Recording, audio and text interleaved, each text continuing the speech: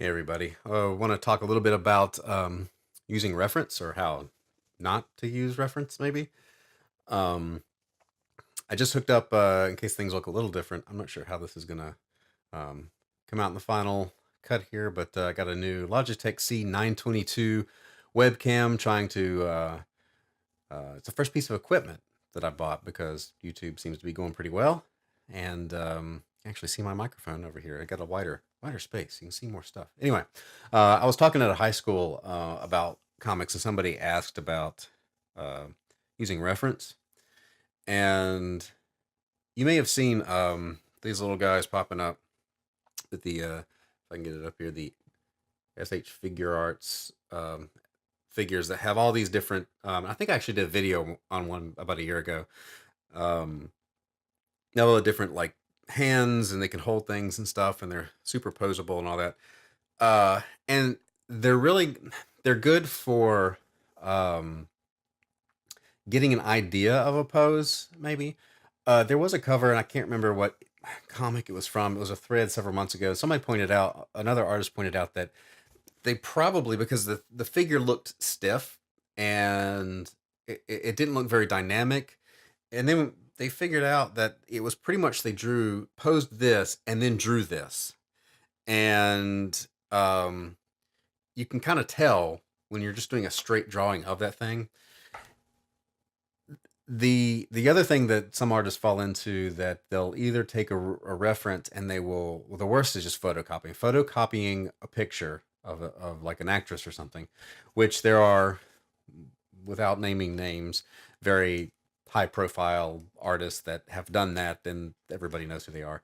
Um, but uh, there's also, you take a picture and you just draw it like, you need somebody running, right? And then you Google man running away, and you draw that, and it's, yeah, it's a person running, but it looks very static. So if the pose is, if you're drawing that, just that strict reference photo of that thing without pushing that pose, and this is kind of where I'm going, without using it as a starting point, not a finishing point. Um, Especially in comics and storytelling, it'll probably look pretty dull. It'll look like it's uh, traced, even if you didn't trace it. You haven't added anything to it. Um, so, for an example, I do a lot of Transformer commissions, and I've had to do one of Jetfire, the G1, that was actually a Robotech uh, toy that they used for Jetfire. This one right here, and I'm so late. This is how lazy I can be.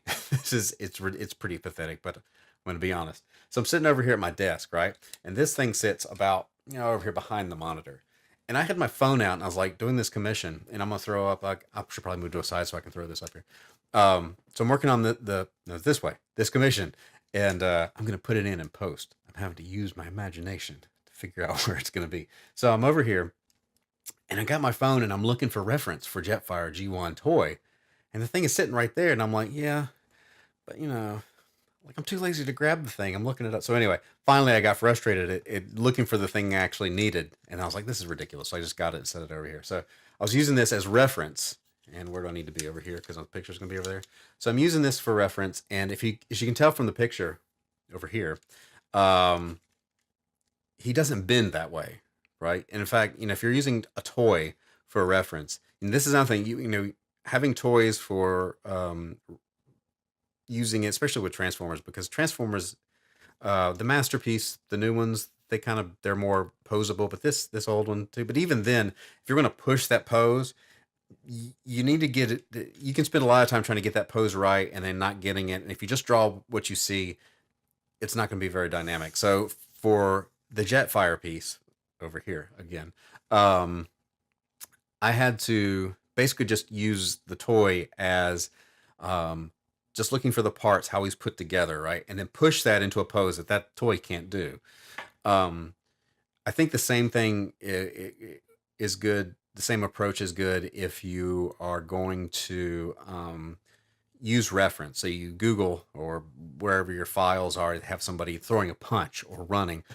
use it as a starting point for that action, not just tracing, right? Think, okay, this is how the human body looks in this pose. How can I push it a little more to make it more dynamic and use it as a starting point? Um, I think that would work well with, this little guy over here. Um, that if you kind of, what, I kind of want this pose, and you get there, but then you kind of use that to kind of spark your mind's eye into think, okay, this is the kind of thing I want. Or even using, if can't quite get it, so this is the kind of thing I'm looking for, or just basically don't straight copy. Try to use reference as a reference, not as an end to the thing. Like when you find reference, you haven't solved the problem, right? You haven't, when you find the reference of something, whether it's an expression or especially with action, um, the problem that's one step towards solving the problem of conveying an action and a feel, right? So now the now that I've said this out loud, reference can mean several different things. It can mean reference for action, reference for pose is typically how we use it. Then there's like equipment, like with when drawing something like GI Joe or whatever, and there's a specific kind of weapon or vehicle. Okay, that needs to be pretty spot on, because that's you're using reference for drawing a convincing, in that instance, the more detail of the object. So there's a difference between a reference and an object, and even then you don't want to like just straight photocopy it. You want to get all the detail in there in the style that you're drawing, um all those little things that make that thing without making it jarring. It needs to fit kind of the thing. So anyway, just a couple of thoughts about a reference, because sometimes I've seen where well, again, somebody asked me about it, but I've been guilty of it too, where you just draw this pose, but it's like, well, it doesn't look dynamic. And especially in comics and storytelling, you're wanting to convey motion on a static page. You need to exaggerate things a little bit, make it a little fun. Don't make it just a textbook thing. So go get some reference. Pick up an action figure, pose it, and then try to use that as a starting point to make it cooler, not the ending point. So thanks. Hope it helps a little bit. Like and subscribe. So we'll see if I can get it right. It's down there in that side. Subscribe. I think, yeah. Like and subscribe. Consider my Patreon. Links below. Check out William the Last, my webcomic on Webtoon. Also link below. And I should be back here tomorrow. Thanks.